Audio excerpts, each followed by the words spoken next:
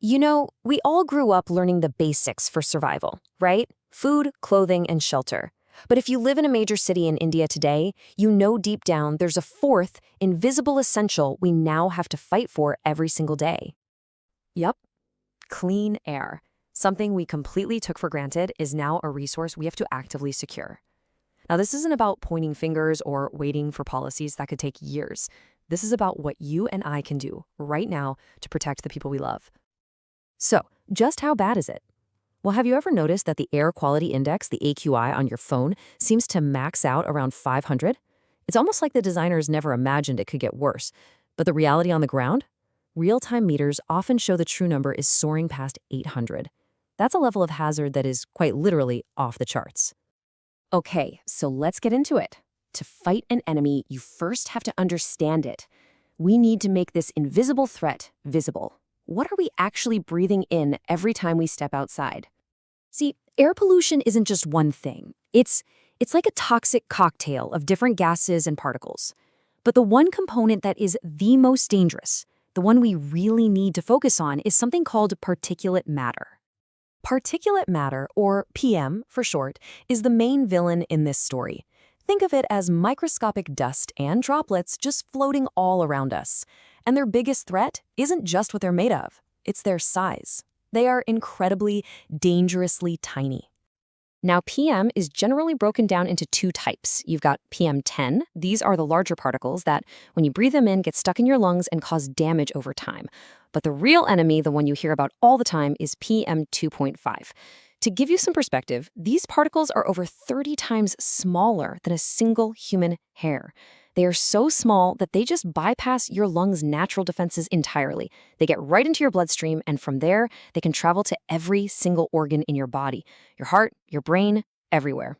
So the big question is, where is all of this stuff actually coming from? It's really easy to point fingers at one or two things, but the truth is a lot more complex and, honestly, a lot more consistent than we think. This chart tells the real story, the year-round reality in a city like Delhi NCR. Just look at these numbers.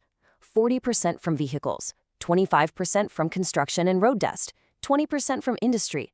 Now, stubble burning gets all the headlines, right? But look, it's a seasonal spike, making up a much smaller piece of the total annual pie. The biggest sources of pollution are the ones we live with every single day. And this is a huge misconception, that pollution is just a winter problem. It's not. The pollution is there all year long. What happens in the winter is a weather phenomenon called an inversion layer. It basically acts like a giant lid over the city. It traps the cold air and all that pollution close to the ground. That's why the smog becomes so visible. But the sources, the cars, the factories, they're running in June, just like they are in December. Now we get to the most important part of this whole conversation. What is this invisible enemy actually doing to our health and the health of our families? Let's start with our kids, because they are by far the most vulnerable. Their bodies and their brains are still developing. That cough that never seems to go away, it's not just a seasonal cold. It's their little bodies fighting a daily battle. And the long-term impacts, they're truly frightening. We're talking about everything from slowed brain development and lower IQs to a permanently reduced lung capacity that will affect them for the rest of their lives. And for us adults, the signs can be sneaky. That feeling of being tired all the time, those constant headaches, it could very well be your body struggling against the toxins in the air. But the long-term risks are so much more severe. Because PM 2.5 gets into your bloodstream, it dramatically increases the risk of heart attacks and strokes. And doctors are now seeing something truly alarming, a shocking rise in lung cancer cases, even among people who have never smoked a cigarette in their life. The data on this is it's staggering. Living in a high-pollution city can reduce your life expectancy by as much as 10 years. 10 years. Let that sink in. That is the real price we're paying for the air we breathe.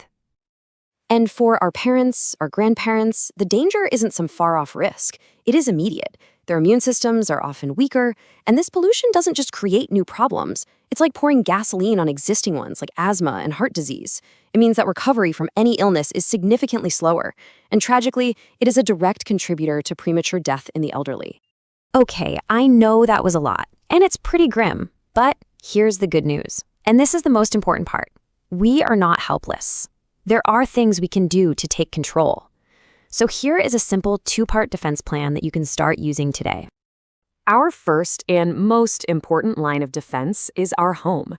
It's where we spend most of our time, especially when we're sleeping. We absolutely have to make the air inside our homes a safe haven.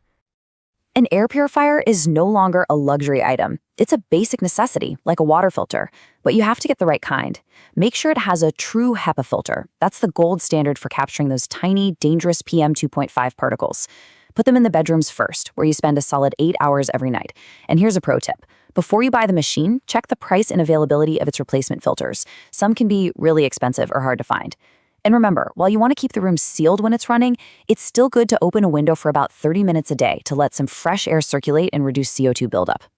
Of course, we can't just lock ourselves indoors 24/7. So for those times when you absolutely have to go out, you need a clear game plan to protect yourself.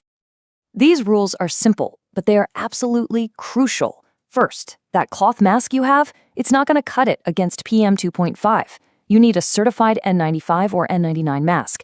Second, and this is a big one, avoid outdoor exercise when the AQI is high. When you're jogging or running, you're breathing much more deeply, pulling those toxins even further into your lungs. Please switch to an indoor gym. And in your car, that little button with the arrows circling inside the car, that's your best friend. Use the air recirculation mode to stop pulling in polluted air from outside. Look, big picture change, new laws, better enforcement, new technologies, that stuff is coming, but it's going to be slow. It will take time. So it all comes down to this one simple question.